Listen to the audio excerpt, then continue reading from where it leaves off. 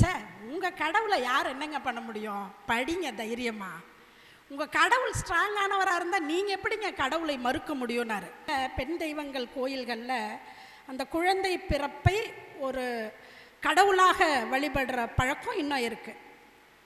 கடவுளை மறுப்பவர்கள், கடவுளை நம்பாதவர்கள், அவங்க வாழ்கிற நாடுகள் தான் மிக மகிழ்ச்சியான மக்கள் வாழ்கிற நாடுகளாக பட்டியலில் முதலிடங்களில் வருது. கடவுளை மனிதன், கடவுள் உருவத்தை மனிதன் தான் உருவாக்குனான்ங்கிறதுக்கு இது உதாரணம்.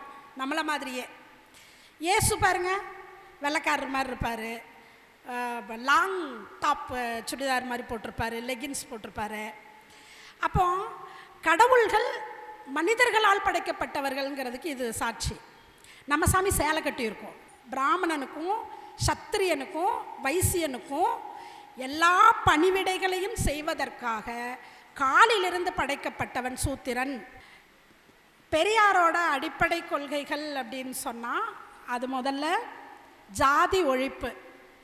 ஜாதி ஒழிப்புன்னா நான் மேல் ஜாதி, நீ கீழ் ஜாதி, அதனால் நீ எனக்கு அடிமையாக இருக்கணும் அப்படின்னு யாரும் சொல்லக்கூடாது. எல்லோரும் சமம் அப்படிங்கிற கொள்கை தான் பெரியாரோட முதல் அடிப்படையான கொள்கை. அடுத்ததா, நான் ஆண் அதனால் உயர்ந்தவன், நீ பெண் அதனால் நீ எனக்கு அடிமை அப்படின்னு சொல்கிற பெண்ணடிமைத்தனம் ஒழிஞ்சு எல்லோரும் சமமாக இருக்கணும் அப்படிங்கிறது ரெண்டாவது முக்கியமான கொள்கை. அடுத்தது, நான் பணக்காரன் நீ ஏழை, அதனால் இந்த உலகத்தின் எல்லா சுகங்களும் நான் தான் அனுபவிக்கணும், ஏழைக்கு அது கிடைக்கக்கூடாது அப்படின்னு சொல்கிற அந்த வர்க்க பேதம் ஒழியணும், எல்லோரும் சமமாக இருக்கணுங்கிறது பெரியாரோட அடிப்படை கொள்கை. ஆனால் இப்போ நமக்கு சமூகத்தில் பார்த்திங்கன்னா பெரியார் அப்படின்னு சொன்னதுமே அவர் சாமி இல்லைன்னு சொல்கிறவர் தானே அப்படின்னு சொல்லி தான் எல்லோரும் கேட்குறாங்க, அப்படி தான் பேசுகிறாங்க. அப்போ பெரியாரை அப்படி ஒரு கடவுள் மறுப்பாளராக மட்டும் அடையாளப்படுத்தணும் அப்படின்னு சொல்லி நம்மளோட எதிரிகள் திட்டமிட்டு அடையாளப்படுத்தினது தான் அது. இருந்தாலும்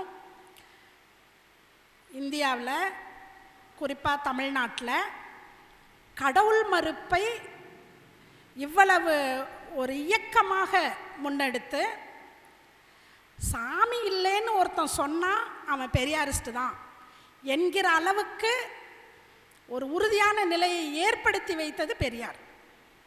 அதற்கு முன்னாலேயும் கடவுள் மறுப்பு பேசினாங்க, அதுக்கு ஒரு நீண்ட வரலாறு இருக்குது, அதை பார்ப்போம்.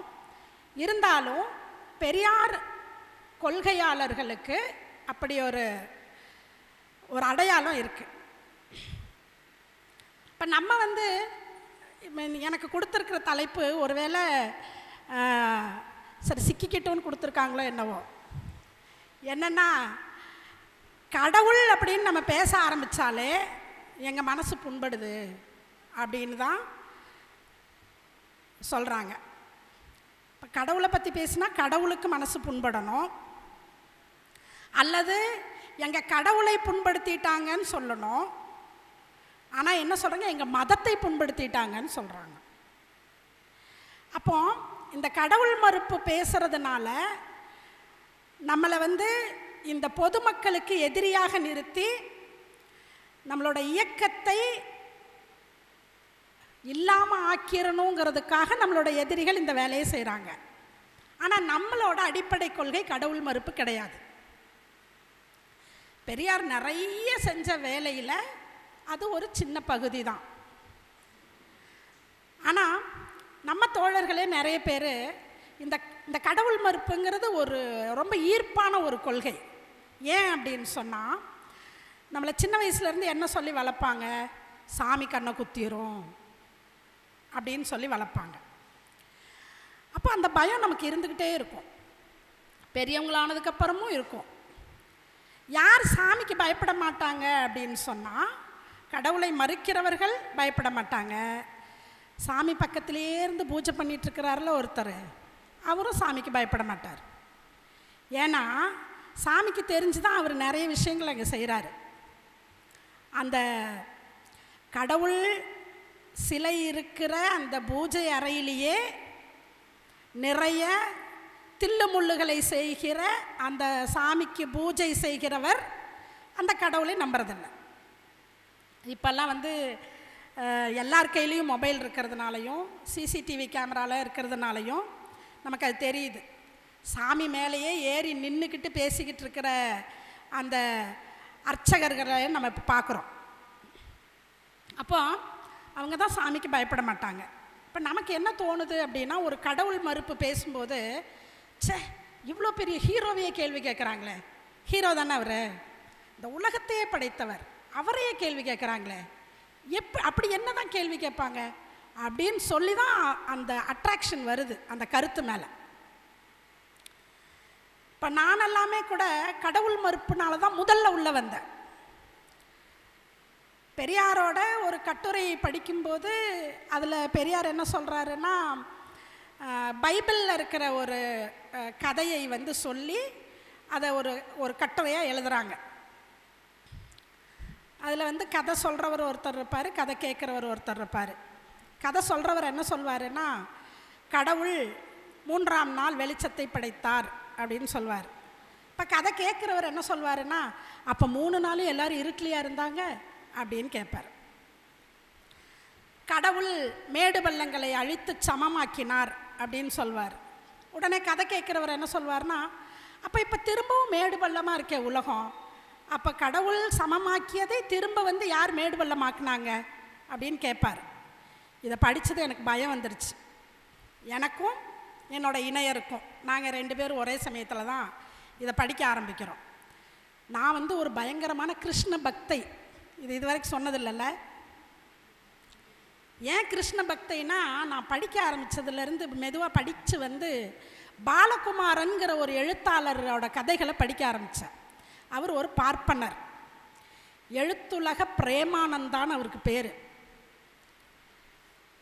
ஆனால் அப்படி ரொம்ப ஈர்ப்பாக எழுதுவார். அதை படித்து, அவர் பார்ப்பனருங்கிறதுனால அவர் கிருஷ்ணரை பற்றி எழுதுவார். அதை படித்ததுனால எனக்கு நான் ஒரு சின்னதாக குட்டியாக ஒரு கிருஷ்ணர் பொம்மையெல்லாம் வாங்கிட்டு போய் வச்சு, இந்த கிருஷ்ணர் பிறந்த அன்னைக்கு அந்த காலில் அரிசி மாவில் தொட்டு பாதமெல்லாம் வரைவாங்க. அதையெல்லாம் செஞ்சுட்டு இருந்தேன் நான்.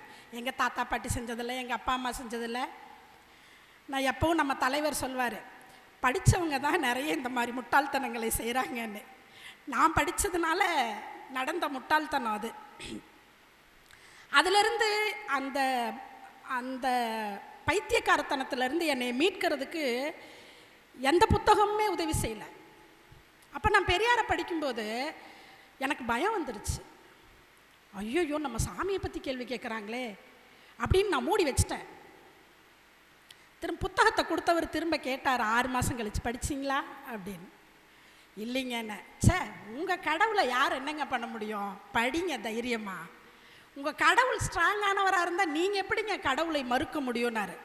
அதானே நம்ம சாமி வந்து சர்வசக்தி வாய்ந்த சாமியாச்சேன்னு திரும்ப படித்தோம். எங்கே வந்து நிற்கிறோம் பாருங்க. அப்போ அந்த சர்வசக்தி வாய்ந்த ஒரு கடவுளை, ஒரு ஹீரோவை கேள்வி கேட்குறது தான் அந்த கடவுள் மறுப்பு. அப்போ அதில் நமக்கு ஒரு ஈர்ப்பு வருது. கடவுளே கேள்வி கேட்குறேன், நான் எவ்வளோ பெரிய ஆள் தெரியுமா அப்படின்னு வந்த அந்த ஈர்ப்பு ரொம்ப முக்கியமானது. இந்த கடவுள் மறுப்பு இந்த பெரியார் கொள்கைக்கு வரவங்களுக்கு வந்ததுக்கு பின்னால் நம்ம படித்து மெதுவாக தெரிஞ்சுக்கிறோம். ஆனால் ஒரு கடவுள் இல்லைங்கிறத, இல்லை கடவுளால் இந்த உலகம் படைக்கப்படவில்லைங்கிறத, இல்லை கடவுள் சக்தியால் எதுவும் நடக்கலைங்கிறத நம்ம பல வழிகளில் தெரிஞ்சுக்கிறோன்னாலும், இந்த கடவுள் அப்படிங்கிற இந்த கருத்து எப்படி வந்தது, அதை எப்படியெல்லாம் வளர்த்தெடுத்தாங்க, அது இன்றைக்கி சமூகத்தில் என்ன பங்காற்றுதுங்கிறத பற்றி நம்ம கட்டாயமாக யோசிக்கணும். ஒரு ஒரு ஒரு பெரிய இயக்கவாதியாக மாறிட்டாலும் கூட நம்ம வந்து அதை பற்றின விஷயங்களை தெரிஞ்சுக்கிறது ரொம்ப முக்கியம். முதல் மாதிரி இப்போ நம்மளோட இயக்கங்களில் கடவுள் மறுப்பு குறித்து அல்லது கடவுள் குறித்தெல்லாம் நிறைய பேசுகிறது இல்லை. அதனால் இந்த தலைப்பு ரொம்ப முக்கியமான தலைப்புன்னு நினைக்கிறேன். முதல்ல மனிதன் காடுகளில் தான் வாழ்ந்துட்டு இருந்தான், குகைகளில் வாழ்ந்துட்டு இருந்தான். நீங்கள் படிச்சிருப்பீங்க. அப்போ கடவுள் இருந்தாரா அப்படின்னா அப்போ கடவுள் இல்லை. ஏன்னா அந்த மனிதன் அப்போதான் மனிதனாக மாறத் தொடங்கி வாழத் தொடங்குறான். அப்போ அவனுக்கு சிந்திக்க தொடங்குறது தான் மாற்றம். அவன் சிந்திக்க தொடங்கும்போது, இப்போ ஆதி மனிதன் காடுகளில் குகைகளில் வாழ்ந்துட்டு இருக்கும்போது அவன் எதை பார்த்து பயப்படுறான் அப்படின்னா இயற்கையை பார்த்து பயப்படுறான். பெரிய மழை வருது, இவனால் மழையில் போய் வேட்டையாட முடியாது, வெளியே நடக்க முடியாது. இப்போது குகைகளை உட்காருவான், ஒதுங்கி நிற்பான். அப்போ பயப்படுறான். அந்த மழை நிற்கணும்னு அவன் நினைக்கிறான். கொஞ்ச நேரத்தில் தானாக நின்றுது. அதே மாதிரி இடி இடிக்கும் போது பயப்படுறான், தீ எறியும் போது பயப்படுறான். அதெல்லாம் நிற்கணும்னு நினைக்கிறான், அது கொஞ்ச நேரத்தில் தானாக நின்றுது. அப்போ இவன் என்ன நினைக்கிறான், நாம் நினச்சதுனால தான் அது நிற்கிது அப்படின்னு அது மெதுவாக ஒரு வேண்டுதலாக வளருது. இப்போ கூட உங்களுக்கு தெரியும், இடி இடிக்கும்போது நம்ம வீடுகளில் அர்ஜுனா அர்ஜுனா அர்ஜுனான்னு கத்துவாங்க. அப்படின்னா அந்த அர்ஜுனர் இடியை எடுத்து கை இடுக்கில் வச்சுக்கிட்டு ஓடிடுவாராம் அப்படின்னு ஒரு நம்பிக்கை இருக்குது. அப்போது அவன் வேண்டுறான், அது நிற்கிது, இயற்கை நிகழ்வு. இருந்தாலும் அவன் என்ன நினைக்கிறான், அது ஒரு பெரிய சக்தி, அதை வேண்டுனா அது நம்மளை தொந்தரவு பண்ணாதுன்னு நினைக்கிறான். இதுதான் இயற்கை கடவுளாக மாறியது. இப்போவும் உங்களுக்கு தெரியும், மழை வர்ண பகவானாக இருக்குது, தீ அக்னி பகவானாக இருக்குது, எல்லாமே நமக்கு சாமி தான். அப்போ இன்னும் 2 முக்கியமான விஷயத்தை பார்த்து அவன் பயப்படுறான். ஒன்று, செத்து போகிறாங்க மக்கள் அப்படிங்கிறத. திடீர்னு நம்ம கூடவே இருப்பான், திடீர்னு ஏதோ ஒரு நோயால் இறந்து போகிறான். அவன் என்ன ஆச்சு அவனுக்குன்னு இவங்களுக்கு தெரியாது.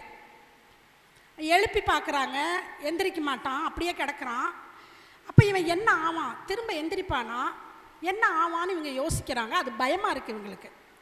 அதனால தான் இந்த பழைய காலத்து அந்த புதைக்கிற இடங்களில் கொண்டு போய் சாப்பாடு வைக்கிறதுக்காக ஒரு வழி, ஒரு ஓட்டை வச்சுருப்பாங்க. இந்த கொடுமணலில் இருக்க அந்த கல் புதைப்பிடங்களில் கூட ஒரு சின்ன ஓட்டை இருக்குது. எதுக்குன்னா வருஷம் கொண்டு போய் படையல் வைப்பாங்களாம். அவங்க திரும்ப வருவாங்க, சாப்பிடுவாங்கங்கிற நம்பிக்கை. அப்புறம் அவங்கள வழிபட தொடங்குறாங்க. அப்போ இறப்பு அவங்களுக்கு ஒரு பயத்தை ஏற்படுத்துது, அது வழிபாடாக மாறுது. நம்ம தமிழர்கள் கூட நடுகள் வழிபாடு நீங்கள் பார்க்கலாம். அதான் அந்த கூட்டத்தில் யார் இப்போ ஒரு கூட்டமாக வாழ்கிறாங்க, அந்த கூட்டத்திற்காக உயிர் கொடுக்கிற ஒரு வீரனை அல்லது போரில் இறந்து போகிற ஒரு வீரனை ஒரு கல் மாதிரி செஞ்சு வச்சு அதை வருஷம் கும்பிடுறது. இப்போ கூட நம்ம வீடுகளில் இறந்தவர்களுக்கு படையல் செய்கிற பழக்கம் இருக்குது. இதெல்லாம் இறந்தவர்களை வழிபடுகிற பழக்கம். அப்புறம் ரொம்ப முக்கியமான ஒன்று பிறப்பு. இப்போ ஒரு ஆணும் பெண்ணும் வாழ்கிறாங்க, திடீர்னு அந்த பெண் மட்டும், அந்த பெண்ணுக்கு வயிற்றில் குழந்தை வளருது, அந்த குழந்தை மனித குழந்தையாக பிறக்குது. அப்படிங்கும்போது இந்த ஆணுக்கு பயம் வருது. என்ன திடீர்னு ஒரு உயிரையே பிரசவிக்கிறாளே, ஒரு உயிரையே இவள்கிட்டருந்து வருதே அப்படின்னு பெண்ணை பார்த்து பயப்படுறது, அந்த குழந்தை பிறப்பை பார்த்து பயப்படுறது. இவ்வளோ ரத்தம் போகுது ஆனால் உயிரோடு இருக்காளே அப்படின்னு பெண்ணை பார்த்து அதிசயப்படுறது, அந்த ரத்தத்தை வணங்குறது. இதெல்லாம் இன்னும் நிறைய பெண் கோயில்களில், பெண் தெய்வங்கள் கோயில்களில் அந்த குழந்தை பிறப்பை ஒரு கடவுளாக வழிபடுற பழக்கம் இன்னும் இருக்குது. அப்போ இதெல்லாம் தான் கடவுள் அப்படிங்கிற ஒரு விஷயம் உலகம் முழுக்கவே உருவானதற்கான வரலாறு. இப்போ இந்த உலகம் முழுக்க இருக்கிற கடவுள்கள் இப்படி அறிவு வளர வளர மெதுவாக காணாமல் போகிறாங்க. உங்களுக்கு தெரியும், உலகத்தில் மிக மகிழ்ச்சியான நாடுகள் அப்படின்னு சொல்லி பட்டியல் எடுக்கும்போது நாத்திகர்கள்னால் கடவுளை மறுப்பவர்கள், கடவுளை நம்பாதவர்கள், அவங்க வாழ்கிற நாடுகள் தான் மிக மகிழ்ச்சியான மக்கள் வாழ்கிற நாடுகளாக பட்டியலில் முதலிடங்களில் வருது. ஏன்னா அவங்களுக்கு எந்த பயமும் இல்லை. சாமி அதை செஞ்சிருவார், இதை செஞ்சிருவார், நல்ல நேரம் கெட்ட நேரம் எதுவும் கிடையாது. அப்போது ஒரு பயமற்ற தன்மையை அந்த கடவுள் மறுப்புங்கிறது கொடுக்குது. இப்போ உலகம் முழுக்க மாறிக்கிட்டே வருது. நீங்கள் பார்க்கலாம், நம்ம ஊரில் நோய்கள் கூட சாமி தான். மாரியாத்தா இன்னும் இருக்குது, மாரியாத்தா இருக்குது. கொப்பளம் வெயில் காலத்தில் வந்தாலே ஆத்தா வந்திருக்கு அப்படின்னு வீட்டில் தனியாக வச்சிடுறது. வேப்பலை சாமி தான். அவங்க சபரிமலைக்கு மாலை போடுறவங்களே சாமி தானே. சாமி சாமின்னு அவங்களே சாமி ஆக்கிடுறாங்க தானே. அப்போ பிளேக் மாரியம்மன்னு ஒன்று சந்தோஷம் சொல்கிறாரு. பிளேக்குங்கிறது ஒரு நோய், அதுக்கு ஒரு சாமி. அது கூட பரவாயில்ல. இப்போ நீங்கள் 3 வருஷத்துக்கு முன்னால் பார்த்துருக்கலாம், நம்ம கோயம்புத்தூரில் காமாட்சிபுரி ஆதீனம் அப்படின்னு ஒரு கோயில், அதில் கொரோனா மாரியம்மன் அப்படின்னு ஒரு சிலையை வச்சாங்க. இதெல்லாம் என்னது? 23ஆம் புலிகேசியில் அவன் சொல்லுவான்ல, 1000 ஆண்டுகளுக்கு பின்னால் வரும் சந்ததிகள் இதையெல்லாம் ஆராய்ச்சியாக செய்ய போகுது அப்படின்னு உருவாக்கி வச்சுருக்காங்க. ஒருவேளை நிஜமாலுமே 1000 வருஷம் கழித்து யாராவது அதை பார்த்தா என்ன நினைப்பாங்க? கொரோனான்னு ஒரு நோய் வரும்னு சாமிக்கே தெரிஞ்சிருக்க, கொரோனா மாரியம்மன் ஒரு சாமியே இருந்திருக்க அப்படின்னு பேசுவாங்க இல்லையா? அப்போ இதெல்லாம் நம்ம கண்ணு முன்னால் கடவுள்கள் எப்படி உற்பத்தி ஆகிறார்கள் அப்படிங்கிறதுக்கான சான்றுகள். இப்போ நீங்கள் பார்க்கலாம், கடவுளோட உருவங்கள் எப்படி இருக்கு? நம்ம ஊர் சாமியெல்லாம் நம்மளை மாதிரி இருக்குது, கருப்பாக இருக்குது. பார்ப்பனர்கள்னால் யாருன்னா ஐயர் ஐயங்கார். புதுசாக வந்த பசங்களுக்காக நான் இதை சொல்கிறேன். ஐயர் ஐயங்கார்னா பூநூல் போட்டிருப்பாங்க, கோயிலில் சாமிக்கு பக்கத்தில் நின்று பூஜை பண்ணுறவங்க. அவங்க சாமியெல்லாம் வெள்ளை வெள்ளையர்னு இருக்குது, பளபளன்னு பட்டு புடவை கட்டி இருக்குது. சாப்பாடெல்லாம் பார்த்திங்கன்னா 5 ஸ்டார் ஹோட்டல் சாப்பாடு மாதிரி, நான்வெஜ் கிடையாது. நம்ம சாமியெல்லாம் எப்படி இருக்கு பாருங்க, நாக்கை தொங்க போட்டுக்கிட்டு கையில் அருவாளை வச்சுக்கிட்டு. அப்போ கடவுளை மனிதன், கடவுள் உருவத்தை மனிதன் தான் உருவாக்குனான்ங்கிறதுக்கு இது உதாரணம்.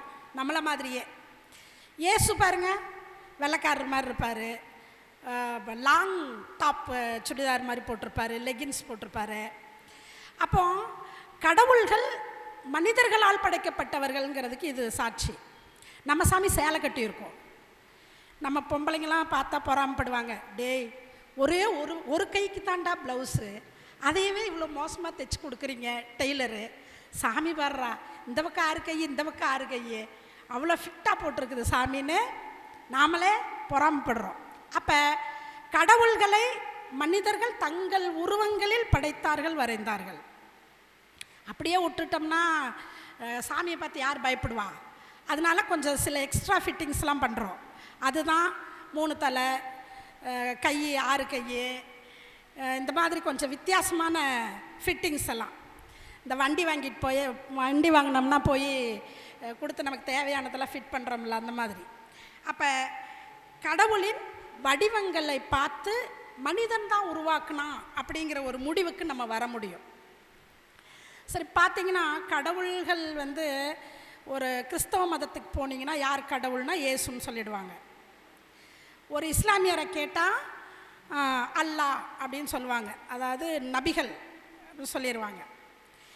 நம்ம இந்து மதத்தில் கேட்டிங்கன்னா ஒவ்வொருத்தருக்கும் ஒவ்வொரு சாமி. இப்போ இந்த சாமி கூட பார்த்திங்கன்னா காலந்தோறும் மாறிக்கிட்டே வருது. வேத காலம்னு ஒன்று சொல்லுவாங்க, ரிக் வேதம்னு படிச்சிருப்பீங்க. ரிக், யஜூர், சாமம், அதர்வனம் 4 வேதம் படிச்சிருப்பீங்க. ரிக் வேத காலத்தில் 3309 கடவுள்கள் இருந்தாங்களாம். அப்புறம் சார் ரொம்ப வச்சு மெயின்டைன் பண்ண முடியல போல், அதனால் மெதுவாக குறைச்சி பின்னால் 33 கடவுள்கள் அப்படின்னு ரிக்வேதமே சொல்லுது.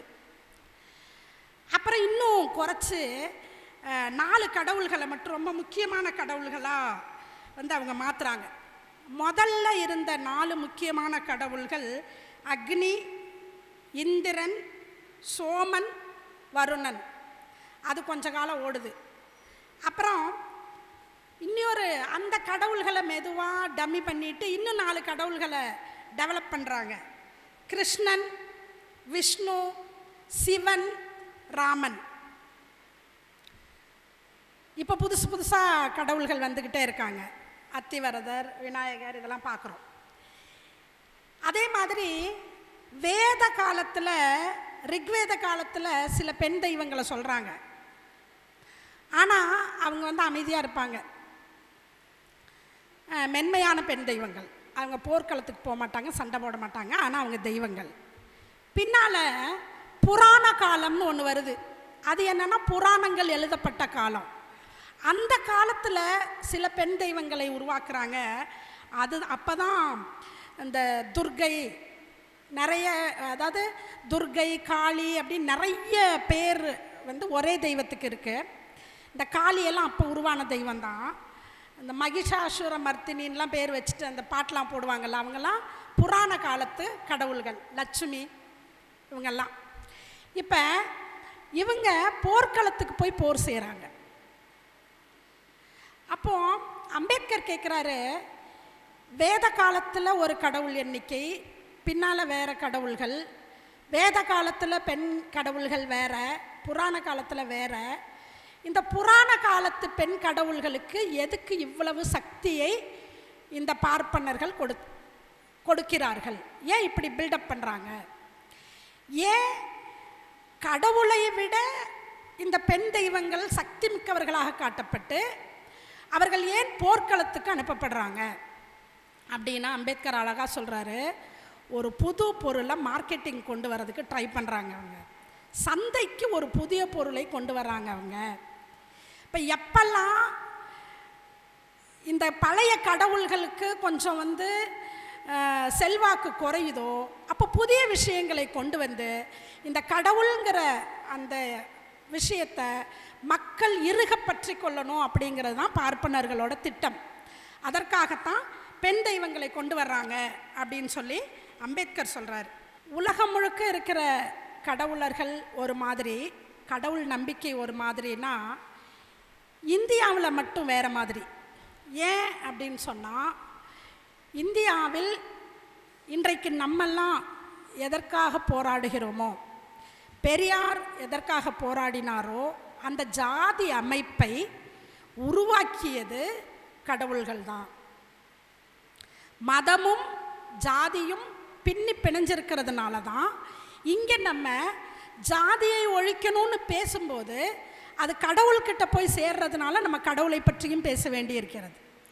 பெரியார் அதான் சொல்கிறார், ஜாதி ஒழிப்பு தான் என்னுடைய நோக்கம், ஆனால் நீ கடவுள்னு சொல்கிற, அதனால நான் அங்கே போக வேண்டியிருக்குன்னு சொல்கிறார். இது எப்படி அப்படின்னா, ரிக்வேதத்தில் தான் முதல் முறையாக இந்த ஜாதி அமைப்பை பற்றி பேசுகிறாங்க. அப்போ அவங்க ஜாதின்னு சொல்லலை, அதை வருணம்னு சொல்கிறாங்க. 4 வருணங்கள், அதாவது புருஷன் அப்படிங்கிற ஒரு கடவுள் 4 வருணங்களை படைத்தார் அப்படின்னு ரிக்வேதத்தில் இருக்குது. என்ன 4 வருணம்னா என்ன? அதான் நம்ம தொடர்ந்து பேசிகிட்டே இருக்கிற பிரம்மாவின் தலையிலிருந்து பிராமணன் பிறந்தான். பிராமணன் அப்படின்னா நம்ம சொல்கிற ஐயர், ஐயங்கார், இந்தியா முழுக்க வேறு வேறு பெயர்களில் இருக்கிற இவர்கள். பிராமணன் பிரம்மனின் தலையில் நெற்றியிலிருந்து பிறந்தான். அடுத்ததா சத்திரியன், அவன் பிரம்மாவின் தோளிலிருந்து பிறந்தான். சத்திரியன் யாருன்னா ராஜாக்கள். நீங்கள் பார்க்கலாம், நம்மளோட பழைய காலத்து ராஜாக்கள் கதையிலெல்லாம் பார்த்தீங்கன்னா ராஜா இருப்பார், ராஜாக்கு அறிவுரை சொல்கிறதுக்கு ராஜகுரு இருப்பார். இப்போ அந்த ராஜகுரு தான் பிராமணன், ராஜா சத்திரியன். அடுத்தது வைசியன். வைசியன் யாரு அப்படின்னா வியாபாரம் பண்ணுறவங்க. அவன் வைசியன் கடவுளின் தொடையிலிருந்து பிறந்தான். இப்போ வியாபாரம் பண்ணுறவங்கள இந்த தற்கால சூழலை இதோட பொருத்தி பார்க்க வேண்டாம். அடுத்ததா சூத்திரன். சூத்திரன் யாருன்னா பிரம்மாவின் காலிலிருந்து பிறந்தவன். அவன்தான் மேலே இருக்கிற பிராமணனுக்கும் வைசியனுக்கும் பிராமணனுக்கும் சத்திரியனுக்கும் வைசியனுக்கும் எல்லா பணிவிடைகளையும் செய்வதற்காக காலிலிருந்து படைக்கப்பட்டவன் சூத்திரன் அப்படின்னு இந்த 4 அமைப்பை முதலாக சொல்கிறது வேதங்கள். இன்னைக்கு நமக்கு அந்த நேரடியாக அந்த ஜாதி அந்த வர்ண பிரிவு நேரடியாக நம்ம அப்படி பேசிக்கிறதில்ல. ஆனால் அந்த ஒவ்வொரு அமைப்பிலையும் நிறைய ஜாதிகள் இருக்கு. அப்போ நம்ம இப்போ பிராமணர்கள் அப்படியே இருக்காங்க, அவங்களுக்குள்ள நிறைய ஜாதிகள் இருக்கு. அவங்களுக்கு கீழே இருக்கிற எல்லாருமே இன்னைக்கு சூத்திரர்கள்ங்கிற வகைக்குள்ளே வந்துடுறோம். சூத்திரர்கள்னா நீங்கள் பிசி, எஸ்சி, எஸ்டி இப்படி வச்சுக்கலாம். அப்போ இந்த நம்ம ஊரில் இருக்கிற இந்த ஜாதி அமைப்புக்கு இன்றைக்கி நம்ம சொல்கிறோம், வேங்கை வயலில் தண்ணி தொட்டியில் மலத்தை கலந்துட்டாங்க. எவ்வளவு தமிழ்நாட்டுக்குள்ளே ஜாதி மாதிரி திருமணம் பண்ணிக்கிட்டதுனால ஆணவ படுகொலைகள் நடக்குது, அப்புறம் ஜாதிய வன்முறைகள் நடக்குது. இது எல்லாத்துக்கும் காரணம் இன்னைக்கு இருக்கிற இந்த சமூக அமைப்பு இல்லை. இது ரிக்வேத காலத்திலிருந்து தொடர்ந்து இந்த சமூகத்தில் கொண்டு வரப்பட்டு பரப்பப்பட்டு நிலைநிறுத்தப்பட்டு பாதுகாக்கப்பட்டு வருகிற ஜாதி அமைப்பு. இப்போ இதுக்கு விதையை ரிக்வேதம் போடுது. இப்போ நீங்கள் வேதங்களை பார்த்தீங்கன்னா ஒவ்வொரு வேதமும் ஒவ்வொரு மாதிரி இருக்கும். தலைவர் தான் சொல்வார், வேதத்தில் இருக்கிற அந்த மந்திரங்களை பற்றி என்ன இருக்குது அப்படின்னா, டே மாப்பிள்ள கறி வறுத்து வச்சுருக்கேன், சரக்கு வாங்கி வச்சுருக்கேன், வா சாப்பிட்டு அவனை போய் அடிக்கலாம் அப்படிங்கிறதோட இன்னொரு வெர்ஷன் தான் வேதங்களில் இருக்கிற மந்திரங்கள்னு. நிஜமாகவே அப்படி தான் இருக்கும்.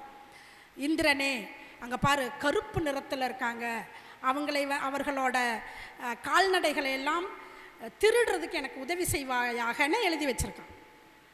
அப்போ இப்படிப்பட்ட இப்போ வேதங்கள் பார்ப்பனர்களால் எழுதப்பட்டது. ஆனால் அவங்க என்ன சொல்கிறாங்கன்னா, வேதங்களை யாரும் எழுதலை, இது காலம் காலமாக அப்படியே இருக்குன்னு சொல்கிறாங்க. அதில் நிறைய கடவுள் வழிபாட்டு பாடல்கள் தான். அப்படி இருக்கும்போது ஏன் அவங்க இந்த 4 வகையான வர்ண பிரிவுகளை அந்த இடத்துல சொல்ல வேண்டிய தேவை என்ன இருக்குது? ஏன் அப்படின்னா, பார்ப்பனர்களுக்கு தாங்கள் கண்டுபிடிச்ச இந்த இந்தியாவில் இருக்கிற இவ்வளோ மக்கள் இவங்களை காலம் காலமாக அடிமைப்படுத்தி வச்சுருக்கணும், தாங்கள் ஒரு சுகமான வாழ்க்கையை வாழணுங்கிறதுக்கான ஒரு ஏற்பாடு தான் இது.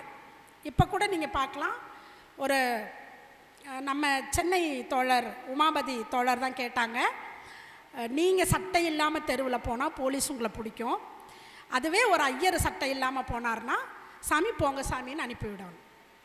அப்படி தானே இருக்குது. நம்ம பார்க்குறோம்ல, நம்ம ஒருத்தர் பனியனோட 2 வீலர் ஓட்டிகிட்டு போனால் டிராஃபிக் போலீஸ் விட்டுருவானா இல்லை போலீஸ் விட்டுருவானா? டேய் நடடா எங்கடா இப்போ வந்திருக்க அப்படின்னு தள்ளிட்டு போவான்.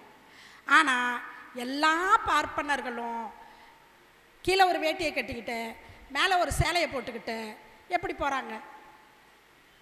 வண்டியில் அப்படி தானே போகிறாங்க. அப்போ இந்த மரியாதை இந்த கௌரவம் எங்கேருந்து வந்தது அப்படின்னா, இந்த ஜாதி அமைப்பில் நாங்கள் ரொம்ப மேலே இருக்கோம் அப்படின்னு வச்சிருக்கிறதுனால வருது. இப்போ இந்த ஜாதி அமைப்பை உருவாக்கிய கடவுளை நம்ம கேள்வி கேட்குறோங்கிறது தான் இதில் நம்ம புரிஞ்சிக்க வேண்டிய ஒரு விஷயம். அப்போ இந்த ஜாதியை உருவாக்குனாங்க. அப்புறம் இவ்வளோ ஜாதி எப்படி வந்துச்சுன்னா, இந்த ஜாதி அந்த ஜாதியோட கலந்த திருமணம் செய்துக்கிட்டதுனால பிறந்த குழந்தை இந்த ஜாதி இப்படின்னு ஒரு பெரிய லிஸ்ட் இருக்குது. இதை அம்பேத்கர் ரொம்ப தெளிவாக ஒரு பெரிய ஆய்வு செய்து சொல்கிறார். இத்தனை வகையான ஜாதிகள், இந்த ஜாதியோட திருமணம் பண்ணிக்கிட்டதுனால இந்த ஜாதி உருவாச்சுன்னு எழுதி வச்சுருக்காங்க. இப்போ இந்த ஜாதியை நிலைநிறுத்துவதற்காகத்தான் புராணங்கள் எழுதுகிறாங்க, இலக்கியங்கள் எழுதுகிறாங்க. உங்களுக்கு தெரியும், அர்த்த சாஸ்திரம்னு ஒன்று இருக்குது. அது என்ன சொல்லுது? இந்தந்த ஜாதிக்காரன் இந்தந்த வேலையை செய்யணும், செய்யலைன்னா தண்டனை. மனு சாஸ்திரம் இருக்குது, படித்து பாருங்க. எல்லா ஜாதிக்குரிய எல்லா கடமைகளையும் தெளிவாக சொல்லுது. இது எதுக்கு எழுதி வச்சுருக்காங்க? இதை மீறினா தண்டனைன்னு சொல்லுது. அது இன்னைக்கு வரைக்கும் தெரிஞ்சோ தெரியாமலோ நம்ம கடைபிடிச்சுக்கிட்டே தான் இருக்கிறோம். இப்போ இந்த ஜாதி அமைப்பில் ரொம்ப கொடுமைக்கு உள்ளானது சூத்திரர்கள் தான். அது அடுத்ததா யார் இந்த ஜாதி அமைப்பினால் மிக பெரிய அளவில் பாதிக்கப்படுறாங்கன்னா பெண்கள். நீங்கள் பார்க்கலாம், ஒவ்வொரு ஜாதியிலையும் கீழ் ஜாதியாக பெண் தான் இருப்பான். ஒவ்வொரு ஜாதி கலவரத்தின் போதும் பாதிக்கப்படுறது பெண்ணாக தான் இருப்பான். இன்றைக்கி வட இந்தியாவிலலாம் நீங்கள் நிறைய வீடியோஸ் பார்த்துருப்பீங்க, பெண்களை டிஸ்டர்ப் பண்ணுற மாதிரி நிறைய வீடியோஸ் பார்க்குறீங்கல்ல. அது எல்லாமே ஜாதி பிரச்சனை வந்தாலே பெண்களை தான் டிஸ்டர்ப் பண்ணுவாங்களாம். பெண்கள் மீது பாலியல் ரீதியான சீண்டல்களை செய்வது அது ஒரு ஒரு பழக்கப்பட்ட ஒரு விஷயமா வட இந்தியாவில் இருக்குது.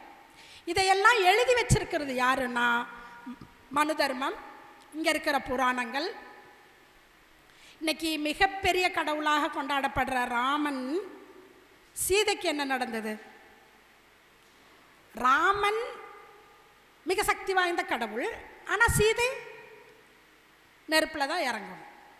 அப்போ ராமனின் மனைவியாக இருந்தாலும் அவள் பெண் தான், அவளை சந்தேகப்படலாம், அவள் கற்பை நிரூபிக்க சொல்லலாம். அப்படிங்கிற அந்த சுதந்திரத்தை இந்த இலக்கியங்கள் புராணங்கள் மதவாதிகளுக்கு ஆண்களுக்கு இங்கே கொடுத்துருக்கு. அப்போது வேற யாரை விடவும் இந்த மதத்தை, இந்த கடவுள்களை, இந்த ஜாதி அமைப்பை கேள்வி கேட்க வேண்டிய கடமை யாருக்குன்னா பெண்களுக்கு தான் இருக்குது. நிறைய பெண்கள் இதை கேள்வி கேட்கும்போது தான் இந்த அமைப்பு முறை மாறுவதற்கான வாய்ப்பு இருக்கும். இப்போ ஏற்கனவே தலைவர் பேசும்போது சொன்னார், பெண்களுக்கு கடவுள்களின் பெயரால், கடவுளின் பெயரால் வந்த ஜாதியின் பெயரால் நடந்த அந்த கொடுமைகளை எல்லாம் தலைவர் கூட சொன்னார். உடன்கட்டை ஏறுதல், முதல்ல சின்ன வயசுலேயே கல்யாணம் பண்ணிடுவாங்க. ஒரு வயசுக்குள்ளே கல்யாணம் பண்ணிடுவாங்க. கல்யாணமானவன் செத்தா விதவை, அந்த பெண் விதவை. ஒரு 5 வயசு 6 வயசு ஆகி விளையாடிக்கிட்டு இருக்கும்போதே அந்த பிள்ளைக்கு வெள்ளை ட்ரெஸ் போட்டு விடுவாங்க. அந்த குழந்தை என்னன்னு கேட்டால் உன் புருஷன் செத்துட்டான்னு சொல்லுவாங்க. புருஷனா யாரதுன்னு கேட்கும் அந்த குழந்தை. அப்போ 1 வயதுக்குட்பட்ட குழந்தைகளுக்கே திருமணம் பண்ணி வச்சது தான் இளம் வயது திருமணங்கள், அந்த விதவை கொடுமை. சரி, கொஞ்சம் பெருசாயிட்டா, கல்யாணம் ஆயிடுச்சு, கொஞ்சம் ஒரு 10-20 வருஷம் வாழ்ந்துட்டாங்க, இப்போ கணவன் இறந்து போயிட்டான். இப்போ இந்த பிள்ளைய என்ன பண்ணுறது? வச்சிருக்க முடியாது. வச்சிருந்தா இயல்பாக அந்த பொண்ணு இன்னொரு ஆண் மேலே ஆசைப்படுவா, கல்யாணம் பண்ணிக்கணும்னு நினைப்பா. அப்போ இந்த பொண்ணை என்ன பண்ணணும்? விதவையாக்கிடணும். விதவைனா மொட்டை அடிச்சுக்கணும், வெள்ளை ட்ரெஸ் போட்டுக்கணும், வீட்டை விட்டு வெளியே வரக்கூடாது, அல்லது உடன்கட்டை ஏற்றிடணும். உடன்கட்டைனா என்ன? கணவன் இறந்த அந்த நெருப்புலையே போட்டுருவாங்க. அதுக்கு அவங்க என்ன பண்ணுவாங்களாம், முதல்லையே அந்த பெண்ணுக்கு மயக்க மருந்து, போதை மருந்தை கொடுத்துருவாங்களாம். புருஷன் செத்ததே தெரியாமல் அந்த பொண்ணு ஒரு போதையில் மயக்கத்தில் இருக்கும்.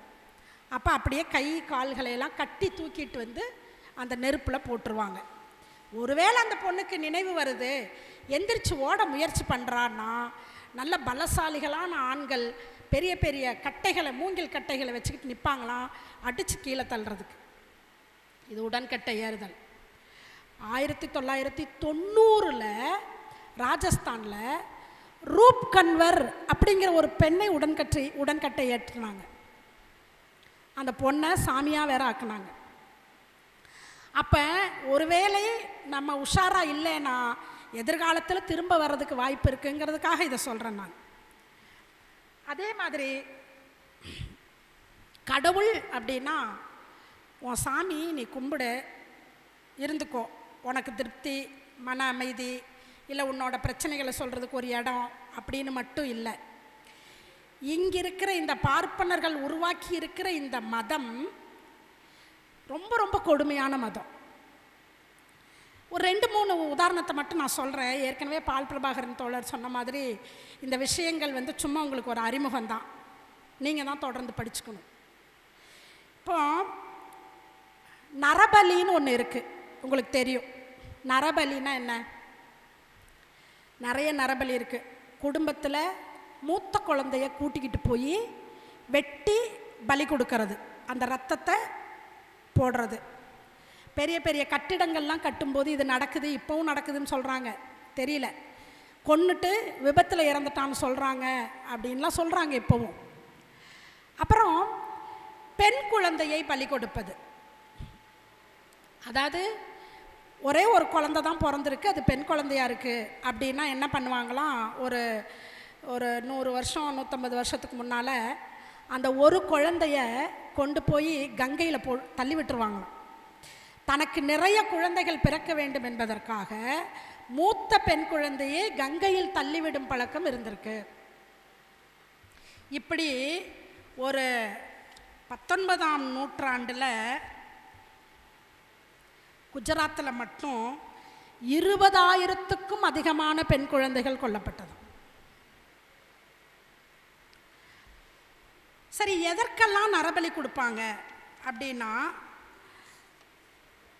கடவுளை திருப்திப்படுத்த, அப்புறம் பஞ்சத்தை விரட்டுவதற்கு. நீங்கள் இந்த மாதிரி விசித்திரமான பழக்கம்லாம் நம்மக்கிட்ட இருக்கிறது இந்த வடிவேல் படத்தில் கூட பார்த்துருப்பீங்க. மழை பெய்யலைன்னா பெண்ணை வந்து ஊரை சுற்றி ஆடையின்றி நடக்கணும்னு அந்த சினிமாலெல்லாம் வந்து இப்போ வந்தது பாருங்க. இது எவ்வளோ பெரிய மழை எப்படி வருதுங்கிறது தெரிஞ்சதற்கு பின்னால், அந்த அறிவியல் அறிவு வந்ததற்கு பின்னாலேயும் நம்ம இதை பற்றி பேசிகிட்டு இருக்கிறோம். அப்போது விவசாய நிலங்களில் நிறைய வெட்டுக்கிளி வரும், வட நாடுகளில், வட மாநிலங்களில். அந்த வெட்டுக்கிளியை விரட்டுறதுக்கு நரபலி கொடுப்பாங்களாம். ஆண்மையை அதிகரிக்க நரபலி கொடுப்பாங்களாம். நிறைய சாமியாருங்க இந்த மாதிரி பண்ணுறதையெல்லாம் நம்ம கேள்விப்படுறோம். இப்போ நிறைய செய்திகள் அது மாதிரி வருது. அப்போ நரபலி கொடுப்பது, பெற்ற குழந்தையை நரபலி கொடுப்பது, பெற்ற குழந்தையை தகப்பனே நரபலி கொடுத்த கதையெல்லாம் நம்ம ஒரு போன வருஷம் நம்ம பார்த்தோம். அப்போ கடவுளை திருப்திப்படுத்துவதற்காக, அமைதிப்படுத்துவதற்காக நரபலி கொடுப்பதுங்கிறது இங்கே பழக்கம். அப்போ இந்த கடவுள் நம்பிக்கையை கேள்வி கேட்கணுமா வேணாமா அப்படிங்கிறது தான் நம்மளோட கேள்வி. அடுத்தது,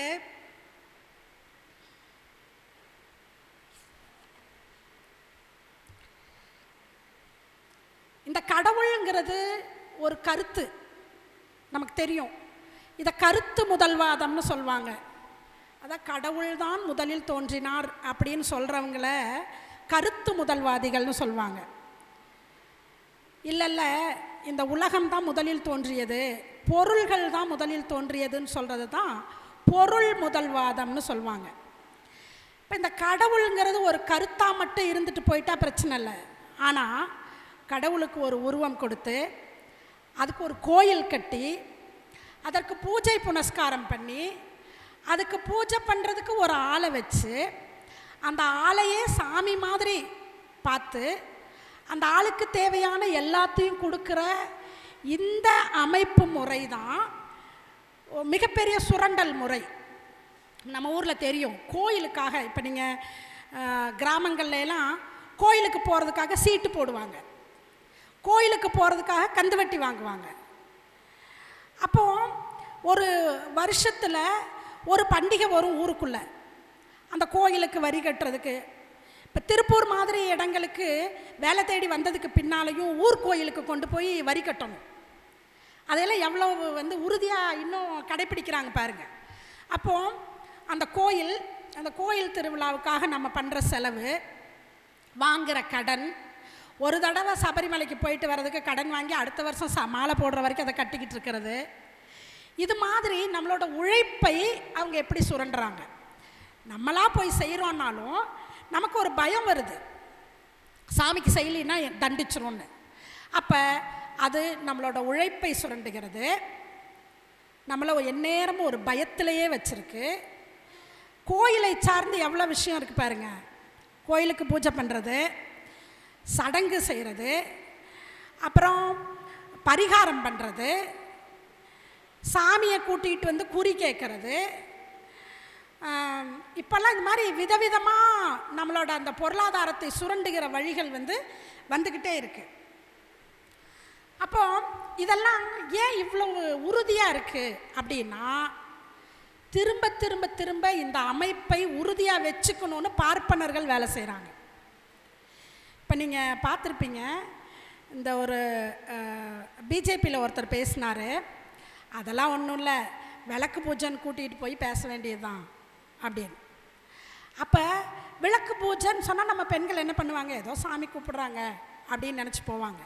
ஆனால் அங்கே போய் வச்சு இவங்க என்ன பண்ணுறாங்க, திரும்ப திரும்ப இதை பற்றி பேசுகிறாங்க. நம்ம இந்த வள்ளிக்கும்மி ஆட்டம் என்ன நடந்தது? வள்ளிக்கும்மின்னா என்ன? அது முருகனை பாடுகிற ஒரு பாடல். சாமி கும்பிடத்தானே கூப்பிடுறாங்க, கோயில் திருவிழா தானே என்ன போகிற பெண்கள்கிட்ட என்ன பேசுகிறாங்க, நம்ம ஜாதி பையன்களையே நாங்கள் திருமணம் செய்து கொள்வோம் என்று ஒரு பொண்ணும் சொல்லலை, ஆனால் உறுதிமொழி வாங்குறாங்க. அப்போ கடவுளை சொல்லி இந்த ஜாதி அமைப்பை நிலைநிறுத்துவது, கடவுளை சொல்லி பெண்ணடிமைத்தனத்தை நிலைநிறுத்துவது, இதுதான் இந்த கடவுளுங்கிறது இந்தியாவுக்குள்ள இருக்கிற அந்த நிலை. கடவுள் எதற்கு பயன்படுகிறார் அப்படிங்கிறத தான் நாம் சிந்திக்க வேண்டியவர்களாக இருக்கிறோம். சரி, இப்போ இத்தனை வருஷம் ஆச்சு, நம்மளே கிட்டத்தட்ட 2000 வருஷங்களுக்கு மேலேன்னு கணக்கு போடுறோம். பார்ப்பனர்கள் மத்திய ஆசியாவிலிருந்து இந்தியாவுக்குள்ளே மெதுவாக வடநாடுகளிலெல்லாம் போர் செய்து அங்கே இருக்கிற மக்களை துரத்திட்டு, இல்லைன்னா அவங்கக்கிட்ட இருக்கிற அந்த வளங்களை பிடுங்கிக்கிட்டு மெதுவாக தென்னிந்தியாவுக்கு அந்த கடவுளுங்கிற பிழைப்பு மூலமாக அவங்க சுகபோக வாழ்க்கை வாழ்கிறத நம்ம 2000 வருஷம் இருக்குதுன்னு சொல்கிறோம், அதுக்கு மேலேயே இருக்குது. ஆனால் 2000 வருஷமாக எவ்வளோ ஸ்ட்ராங்காக இதை செஞ்சுக்கிட்டே இருக்காங்க பாருங்கள். ஆனால் ஒரு பக்கம் இந்த 2000 வருடங்களாக கடவுள் மறுப்புன்னு ஒன்று தொடர்ந்து வந்துக்கிட்டே இருக்கு, அதையும் நம்ம பார்க்கணும். இந்தியாவில் முதலில் தோன்றிய தத்துவங்களே கடவுள் மறுப்பு தத்துவங்கள்னு சொல்கிறாங்க. இன்னும் ஒரு விஷயம் நான் சொல்ல மறந்துட்டேன், இந்த கடவுளின் பெயரால் நடக்கிற கொலைகள் அப்படின்னு கேட்டாலே நம்ம நடுங்குவோம். அந்த அளவுக்கு பிண்டாரிகள்னு ஒரு குழு இருந்தாங்களாம். அவங்க வட இந்தியாவில் ஒரு வருஷத்தில் ஒவ்வொரு குழுவும் கிட்டத்தட்ட ஒரு 1000 பேரையாவது கொன்றுவாங்களாம். எப்படி கொல்லுவாங்க, யாரை கொல்லுவாங்கன்னா, ராத்திரியில் கிளம்பி போவாங்களாம், யார் எதிரில் வந்தாலும் அவங்கள கொலை செய்வாங்களாம். எப்படி கொலை செய்வாங்கன்னா, காளி தெய்வத்துக்கிட்ட ஒரு துண்டு விரித்து வச்சு பூஜை பண்ணி காசு கொஞ்சம் அதில் வச்சு முடிஞ்சுக்குவாங்களாம், அதை கையில் எடுத்துக்குவாங்களாம். யார் வழியில் வந்தாலும் அந்த துண்டை அவங்க கழுத்தில் போட்டு இறுக்கி கொலை செய்வாங்களாம். இது எதுக்கு செஞ்சாங்கன்னு ஒரு ஆய்வு பண்ணியிருக்காங்க ஆங்கிலேயர் காலத்தில்.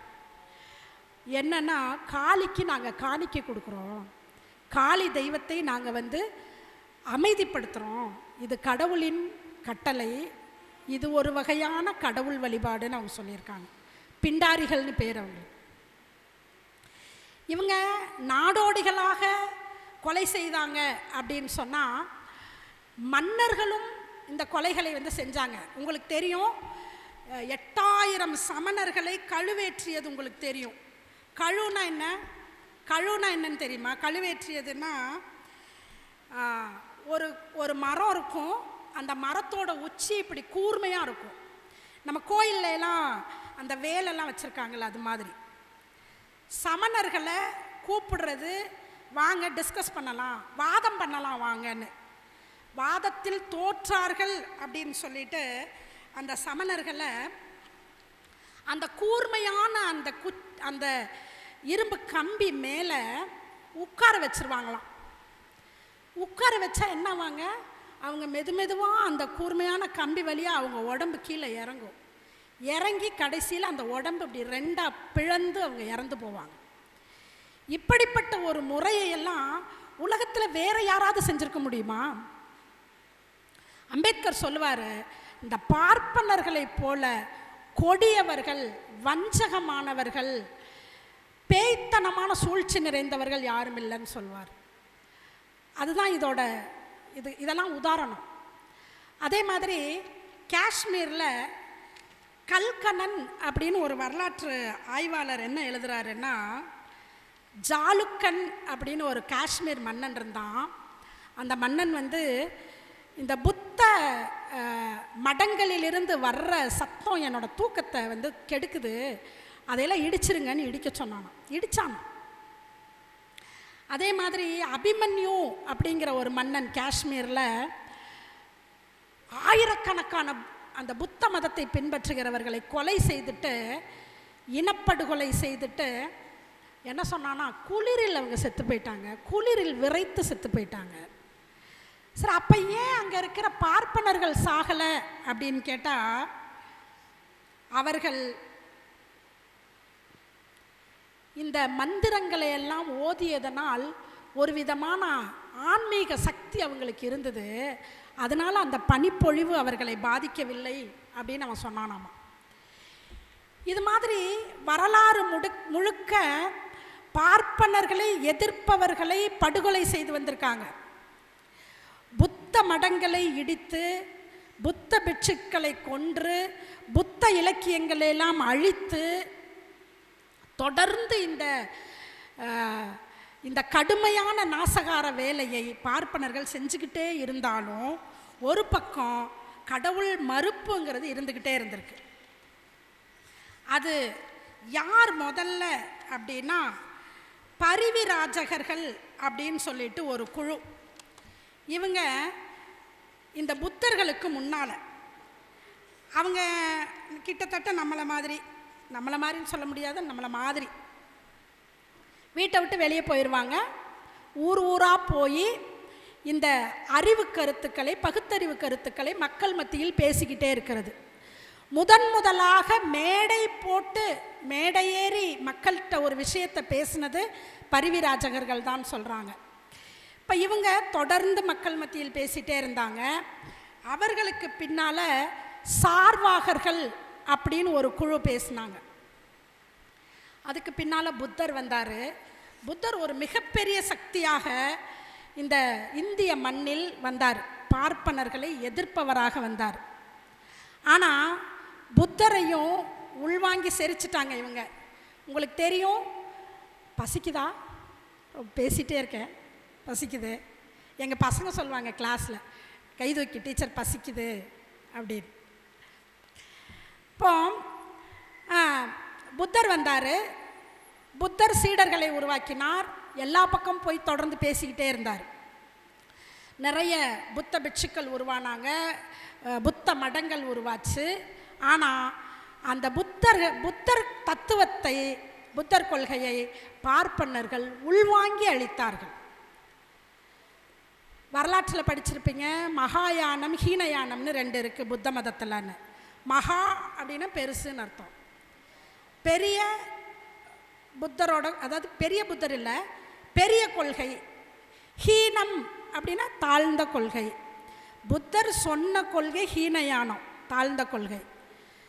பின்னால் வந்த பார்ப்பனர்கள் அதில் கொஞ்சம் மாற்றத்தை எல்லாம் பண்ணாங்க.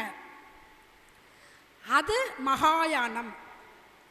அப்படி பார்ப்பனர்கள் அந்த புத்த மதத்தை உள்வாங்கி இன்னைக்கு என்னாச்சுன்னா, புத்தரே ஒரு கடவுளின் அவதாரம்னு மாற்றிட்டாங்க.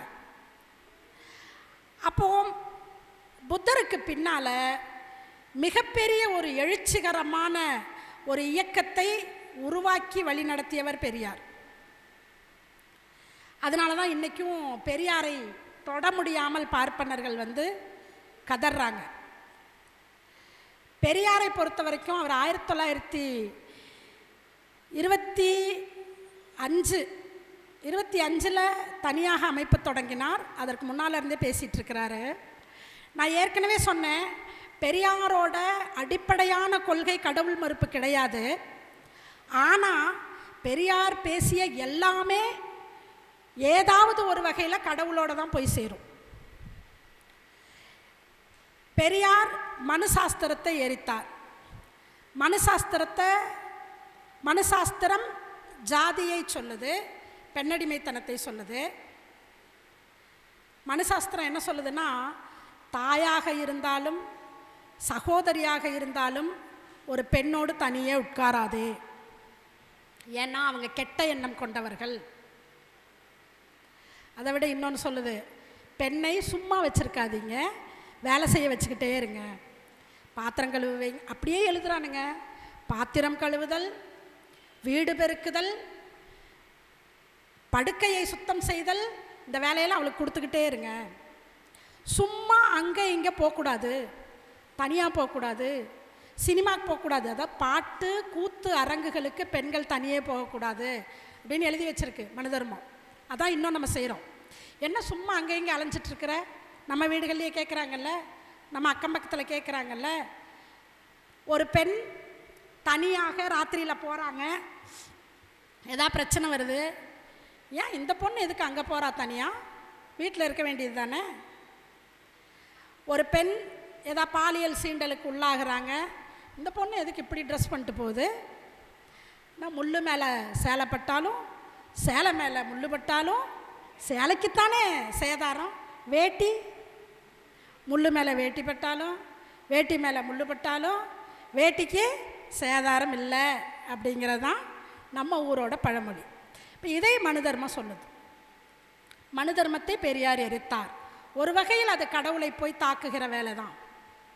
1930 செங்கல்பட்டில் மாநாடு, சுயமரியாதை மாநாடு, அதில் தீர்மானம் போடுறாங்க. அதாவது கோயிலுக்கென்று இருக்கிற சொத்துக்களிலிருந்து வருகிற வருமானங்களில் கல்வி, ஆராய்ச்சி, கைத்தொழில் ஆகியவற்றை கற்றுக் கொடுக்க வேண்டும் 1930 தீர்மானம் போடுறார். பூஜை புனஸ்காரத்துக்கென்று தனியே செலவு செய்யக்கூடாது அப்படின்னு 1930 தீர்மானம் போடுறாரு. கடவுள் மறுப்பை பேசியது, கடவுள் மறுப்பு வாசகத்தை உருவாக்கியது ரொம்ப பின்னால் 67. ஆனால் 1930 முதல் சுயமரியாதை மாநாடு கடவுளை ஏதாவது ஒரு வகையில் தாக்குகிற, நேரடியாக தாக்குகிற தீர்மானங்கள் தான். அதற்கு பின்னாலையும் நிறைய வேலை செய்கிறாரு. பிள்ளையார் சிலை உடைப்பு போராட்டம் உங்களுக்கு தெரியும். இப்போ வரைக்கும் அதைத்தான் சங்கிகள் பேசுகிறாங்க. அது ஒரு கடவுளை மறுப்பதற்காக, எதிர்ப்பதற்காக, அதற்காக அடையாளப்படுத்தப்பட்ட ஒரு போராட்டம். ராமன் பட எரிப்பு போராட்டம் அறிவித்தாங்க. அது ஒன்று. கோவில் நுழைவு போராட்டங்கள் தொடர்ந்து நடந்துச்சு. சாமியே இல்லைங்கிறோம், எதுக்கு கோயிலுக்கு போகணும், எதுக்கு கோயிலுக்குள்ளே விடுங்க அப்படின்னு போராடணும். கடவுள் இல்லைடா, சாமி இல்லைடா, எதுக்கு போகிற அப்படின்னு சொல்லி விட்டுறலாம்ல. ஏன் அப்படின்னா, நீ கீழ் ஜாதி, நீ உள்ளே வராதன்னு சொல்கிறான், அதனால நீ உள்ளே போ அப்படின்னு பெரியார் சொல்கிறார். இப்போ இவ்வளோ நாளுக்கு அப்புறம் இப்போ தான் நம்மளோட தமிழக அரசு அனைத்து ஜாதியினரும் அர்ச்சகராகும் சட்டத்தை கொண்டு வந்திருக்கு. அப்போ இவ்வளவு நாளும் நான் தலையில் பிறந்தவன், நான் தான் சாமிக்கு பூஜை செய்வேன் அப்படிங்கிறத சொல்லிக்கிட்டே தானே இருக்காங்க. எங்களுக்கு மூளை வலிமை ஜாஸ்தி சொல்லிக்கிட்டே தானே இருக்காங்க. அப்போ அதை கேள்விக்குள்ளாக்கியது, அதை தகர்த்தது இந்தியாவில் வேற யார்? பெரியார் அமைப்பு தான். பெரியார் கொள்கையை ஏற்றுக்கொண்ட திராவிட முன்னேற்ற கழகம் தான். அப்போ கோவில் நுழைவு போராட்டம், கடைசியாக கருவறை நுழைவு போராட்டத்தை அறிவித்தார். அப்போது தொடர்ந்து பெரியார் 2 விஷயங்களை தொடர்ந்து பண்ணிக்கிட்டே இருந்திருக்காரு. ஒன்று, கடவுளை கேள்வி கேட்கிற அந்த சிந்தனையை தூண்டுவது.